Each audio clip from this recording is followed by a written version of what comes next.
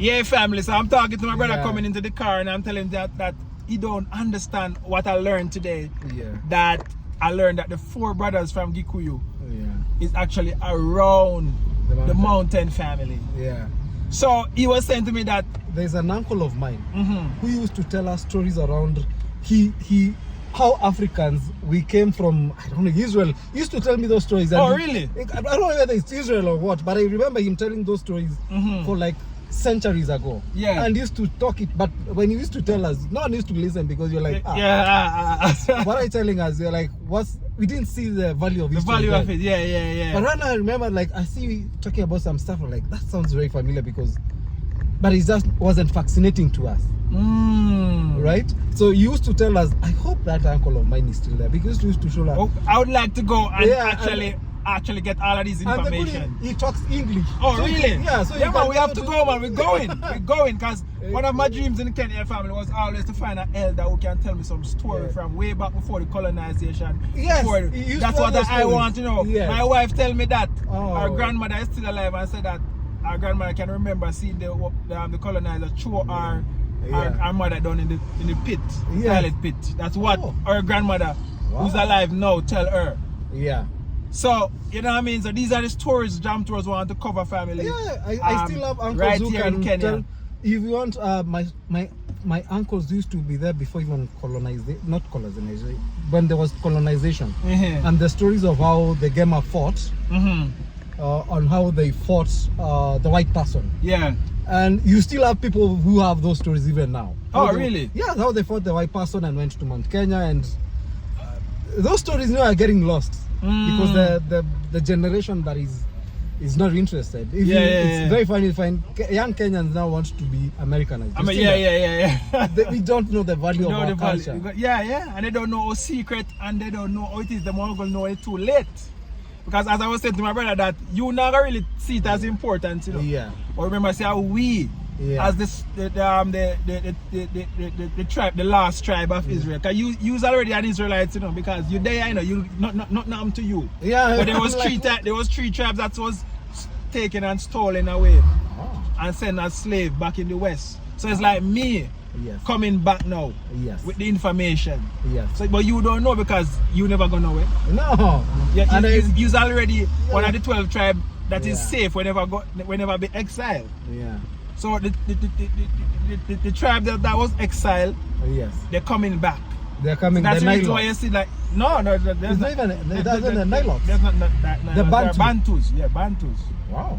Yeah, so the Bantu is like the largest. Bantu is like the clan with different tribes. So what do you think? Ghanaians are kind of Nilots? No, man, they are Bantu. West Ghanaians. Africa, Nilots are like the people and we're actually Sudan. Yeah, Sudan, those people. Sudan. I know that was Asian Babylon, you know that. Yeah. So the Sudanese and Egyptian, them all these people, them are Nile. And you have the Kushites, Ethiopians, and then going across from Congo all the way to West Africa. All of those people coming on to South Africa, all those people are. A lot of time I used to, when my mom went to the States, my sister and stuff, so every time I used to come these areas just to bring them to the embassy and stuff. So there's a cop used to be here. Every time you see my car, he used to stop me. He just come for, hey, my brother, I had lunch today and let's give him 200 or 300. Actually, used to stop here. Yeah, right there. I see a copy.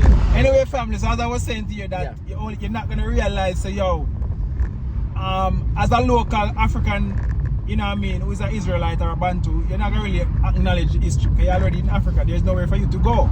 Yeah. But it's for who that is to come. That is what is important. And that's the reason why this information needs to be out there, so people who is actually having dreams about Africa and having dreams about the mountain come back to the mountain. Because you know what I mean, if it's that way, then if something should happen to Earth, Mount Kenya, around Mount Kenya is the only safe, because that's where the Ark of the Covenant is. That's, you know what I mean, when you think so much things happening in Kenya right now, and the world started to notice Kenya. Yeah, the world started to notice Kenya, so that's significant. Even a lot of foreign ministries want to come in Kenya. The UN want to be all over in Kenya right now because Kenya is the only place, family. Do you know, I used to think Jamaicans are more connected to Ethiopia, but as you're telling me, there is more connection with here than Ethiopia. What is it? It is a connection with Ethiopia. Because when I think about it, even me, I was saying I was going to Ethiopia to find a wife, and whenever I travel and in Kenya, people say my wife look Ethiopian. Really? Yeah, that's what they say. When I was in Ghana, like we was like in Ghana, and they was like, "Where you guys? Oh, I can see she's an Ethiopian. I can, you know what I mean?" So yeah. I'm telling you, everything I ask Jaffa, me always get it. It's like if you listen to my story, you see how it's been happening to me. Yeah. Yeah. So so but Kenya and Ethiopia is actually border. So actually Kenya and Ethiopia are similar tribes. There's some mix up with the Kikuyu people and stuff like that. So that's the reason why my wife maybe look like that, because she have maybe Ethiopian DNA genes in her. I'll show you a picture of also my wife. Actually, would say she's Ethiopian because she has that wavy. Yeah, but it's not around, but around the mountain. Even when I actually think about it from my mom's side, because they actually used to be at the bottom of the mountain. They have that complexion. They're kind of light, and the way hair can be heavy, right? Wavy. It's curvy. It's curvy. Even our kids, they look the part. They look. It's not curvy. What's the other one? It's like kapam. Kapam, yeah. But they have that complexion. Yeah. So you told me I'm really surprised that one of his favorite places, like where I'd want to retire, is where he'd want to retire. And as a Jamaican, that's very strange. So my place I want to retire, I don't know. You'll do a video and then do a map. It's called Nanyuki. So why do you love Nanyuki? Well, I just the name, the sound and everything, I just like it. When my wife saying to me, I was like, wow, I really like this. I really just like the name. And I started to ask her about it, and I see it's green and stuff like that, right? It's very nice. But the other places around Mount Kenya, there's Meru. Why not Meru, Nyeri? What specific about? I don't know, but I just like Nanyuki. I just like the name. I just like, and I think I passed there when we went to Mount Kenya. Yes. And I really like how it look. It just look like the Jamaica. Grain, the fields, even when the sun is out, it just look like Jamaica. There's a lot of flowers and stuff there. Yes. And I'm telling you guys, man, if you don't believe that the Garden of Eden is somewhere around there, and when you look, you see a lot of little small pyramids and stuff. In Mount Kenya, right? The small pyramids, maybe maybe they're smaller mountains from high. But smaller mountains like pyramids. All of these things, family, man. If you don't believe that, man, I don't know what else to tell your family. But I am like a futurist, and when I say something, it might sound like make sense, but is Jamaica cold? Or it's very hot? It's very hot. Do you think, because where you're talking about Nanyuki Meru is very cold actually? Very cold. It is cold, yeah? Yeah. So is that, would that be okay? Yeah, I don't like hot weather. I like cold place like Kenya. That's the reason why I like Kenya too, also because I like how the weather is. It's not hot, it's very cool, even when the sun is out, and that's how you get a perfect sun bath. That's how you get a perfect vitamin from the sun, because the sun is cold and all of these people are out there in the sun. You can be in the sun for as long as you want in Kenya because of the temperature. So, as you know, not getting a lot of sunlight can cause skin cancer. Yeah.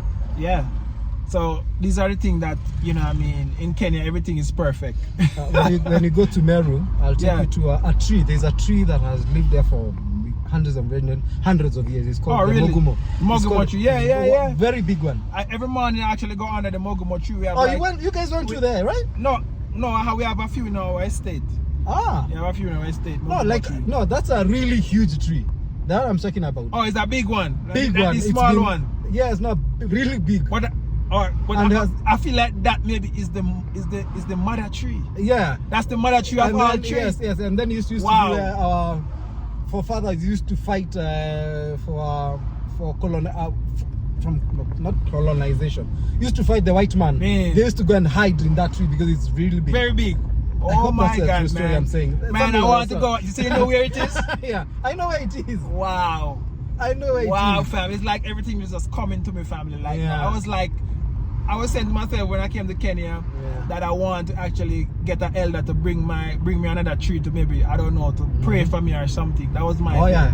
And that's why I was in my head, family. Yeah. And I get circumcised here in Kenya. You know that? You? Yeah. What are you talking about? Yeah, that's where I came and guess. I was like, when I was in Jamaica, that's another story. When when I was in Jamaica, I was like, you know what I mean? I was like, I wanted to get this thing off of me because I don't like how it look anyways and things like that. I was just disgusted by it and I said, all right, I want to get circumcised, but you know what I mean? Because I left. Yes. So when I go to Ghana, I say I want to do it in Ghana, it never happened. And when I come to Kenya, it happened. You're serious? So you did it as an adult? As an adult, yeah. Like when I came, I think I did it. Wow, I think I came July 20. I think I came June 7th and August I did it. Oh like my August, goodness. September I did it. So as now we did it the culture one. The culture one. But yeah, it was a hybrid of a culture. So there were a bit of culture, but a bit of modern as well. So because our culture, how they used to do it, they used to go to the river, and just chop it off. And the boys used to be thrown in the cold water. The cold water was the anesthesia. But right now, they do kind of a hybrid. They do a little bit of culture. The culture is teaching how a man to be a man. So all of these spiritual thing, family, is happening to Jam Tours. Imagine I was circumcised in Kenya. It's like, I'm telling you guys, I don't know what else to tell you, man, but there's so much hint and there's so much sign that I can't just like explain. So what you're telling me is the normal things that you do about a culture for you, it's very fascinating.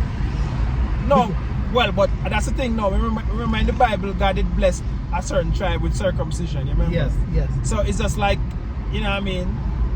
So it's fascinating now you come back and you see certain tribe, they're the one who circumcised. Now you start to realize that it's the truth. Yeah. Because God did bless that in the Bible and say, yo, I bless you with circumcision, that all your kids should be circumcised. Yeah. It's crazy, man. I'm telling you guys, when you understand it, when you start to decipher information, it's like it's downloaded in your consciousness. Jah is actually putting this information in me so I can bring it to you.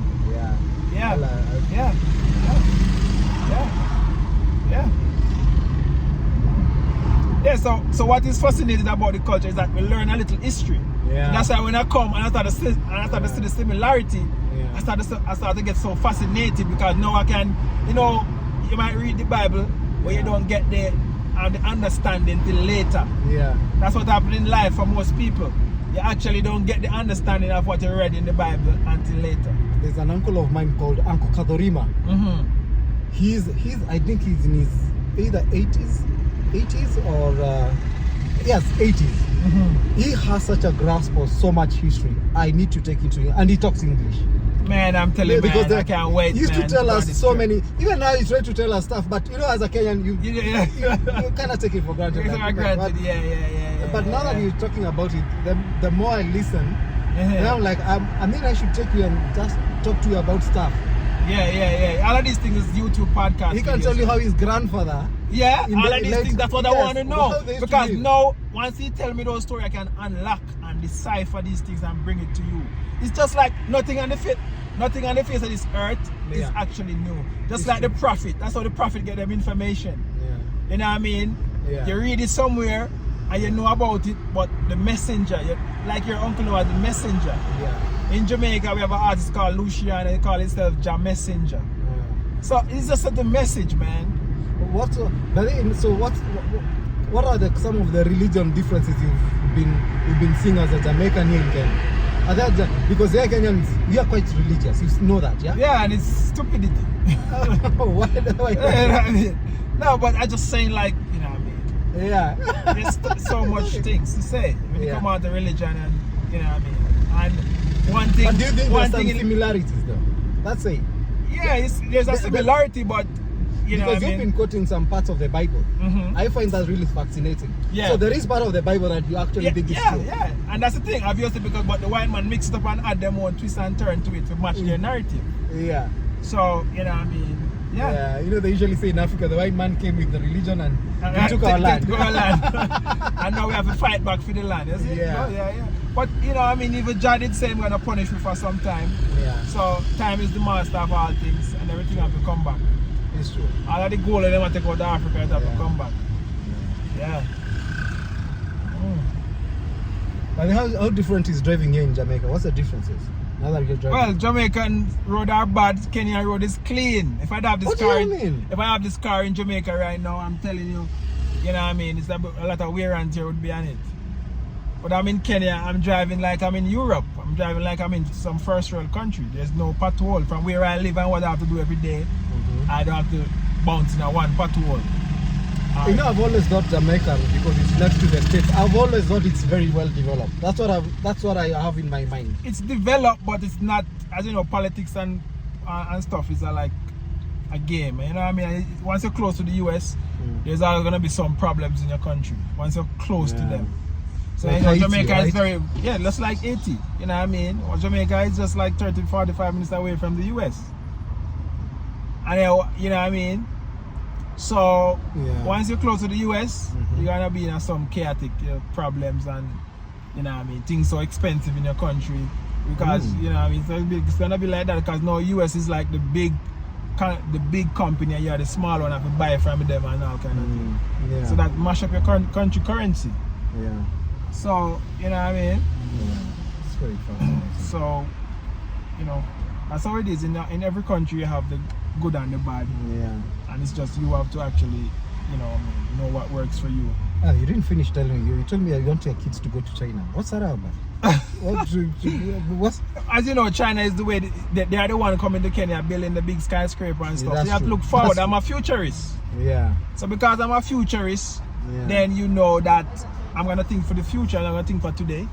I hope it doesn't. You know, I've been to Guangzou and Shenzhen. Oh, you can? Yeah, and oh my goodness, if it turns to that, it's gonna be, because it's literally, it's literally a concrete jungle. Concrete jungle. And that's the reason why in China you have to wear masks and all kind of things. Oh my goodness. I would want, you know what I'd like about Kenya? We develop much. I don't want Kenya and Nairobi to be like Cape Town, because I've never been to Cape Town. It's very developed. Someone even said it's better than some European cities actually. But I don't want it to be like Cape Town. I want it to have a distinct African feel around it. And for me, I think Kenya is the most African black country in Africa. Why so? Because when I'm driving around and I don't see another race of people walking around. I don't see that in bulk and just walking, like living near me and stuff. All I'm seeing is African. And so that makes a big difference. That's make a big difference, man. So all I'm seeing is African around me, and I think Kenya is the blackest African country. How is that different? So how is Kenya then different with Ghana? Yeah, Ghana is a lot of Lebanese in the mall. You go there, you see them own a lot of stuff. Even you go to Quick Mart, that wouldn't be owned by a local. In Nivers and all, it wouldn't be owned by a local in Ghana. It's the Lebanese, them and all of these. You know what I mean? But the president is inviting investors to come in. How does that make you feel? And I know this. I mean, most these things are being built by Chinese. You know that, yeah. But and that's the thing now. Kenya is so untapped that even if those small amount of Chinese come, it still don't make a difference. Yeah, it's true. It's still. I think Kenya is so organized that if you choose to go in Kenya and live in a particular county, you won't feel no different than when you're in like in Jamaica. If your whatever you're doing would work in let's say Nanyuki, another place outside Nairobi, would you go and live there? Obviously, and that's the thing now. As I said before, I always want to live in Nanyuki. That's where I want to live. But I want to maybe build my business out here in Nairobi and then live out there, retire out there and live out there. That's maybe where my body will lay to rest. In Kenya, is out here. So and that's the best place. That's the best. That's the best place is to where your body should lay to rest, is below the mountain. Yeah, that's true. I think that's a very spiritual thing. Yeah, I feel totally believe. That's totally something. Because family have to be thinking about. Even me, when I'm buried, I wouldn't want to be buried here. I want to be buried there. Yeah. So if I'll go in Divine Nature family and you see me over here in Nanyuki, that's it. That jam tour is not go nowhere. That's where I'll be. You know what I mean? Here in Nairobi, you can't be buried. Even if you buy land here, it's very hard to be buried here. But there. Oh, okay. Because here in Nairobi. So what they do in Nairobi? They cremate people here? No, they don't. There's a public cemetery. Oh, okay. Where you can be buried. But for most people, we have a place in the upcountry. That's when you should be buried. It's actually more about here in Nairobi because the land is smaller. They don't allow you to be buried there. But because in the in the up country you have a big chunk of land. That can work. I usually say here in Nairobi I would like to have an apartment or a house, but now a big ranch there where you just go and stay. So when you're not living here, you can put it on Airbnb and stuff. Yeah, man, and there's so much when you come out to real estate and stuff in Kenya, man. There's half plan option. Yeah. You can get an apartment for like 1.8 million on the outskirts. Yeah, true. A studio or 1 bedroom. You know what I mean? Real estate is like crazy in Nairobi now, fam. It is. You know what I mean? But you need a local to show you, or someone like him. Someone like this, man. Or you're gonna get real estate. Yeah, man. So real estate is booming, man. And if you can make some money with a real estate investment, you should just do it. You know what I mean? Would you tell someone to just, instead of buying something that might be very expensive, why not just come to Africa and buy? Come to the Holy Land family. You already know that family. Alright, so guys, I hope you enjoyed this video. Like, share, and comment. I'm out. One love. God bless Jamaica. Yeah, family. So I brought my brother to the Jamaican restaurant, Jamrock restaurant, right there. As you can see, I'm eating. So having some soup. So what would you like to try today? We have rice and peas. We have jerk chicken, curry goat. Wow. Plantain. What else? That's it. That is mashed potato. What do you want to try? This is hot. What do you want to try? Sorry? Say that again. I'll let him try the jerk chicken. Give me a jerk chicken and rice and peas. Which part of chicken you want? Choose from me. I'll eat anything, bro. Yeah, give me breast and wing. Breast and wing, yeah. Yeah. Breast and wing, yeah. How it tastes, man? Very nice, man. Very nice. So this is Jamaican. Yeah, man, this is Jamaican. Jamaican soup, Jamaican style. Yeah. I know Scotland, but what is it? That's cucumber? No, man, that's turnip. Huh? Turnip, that yellow, reddish. That that's you know that. Yeah. So it's the first time tasting Jamaican food. Yeah, this man. This is the first time tasting Jamaican. You want to give me this week? I need to. Yeah, man. Wow. Yeah. Oh yeah. Yeah. I never eat chicken with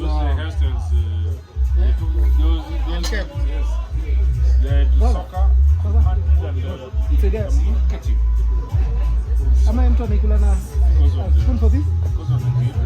It's like the gravy, you can pour it on the rice. Sorry. You pour it on the rice, like the soup.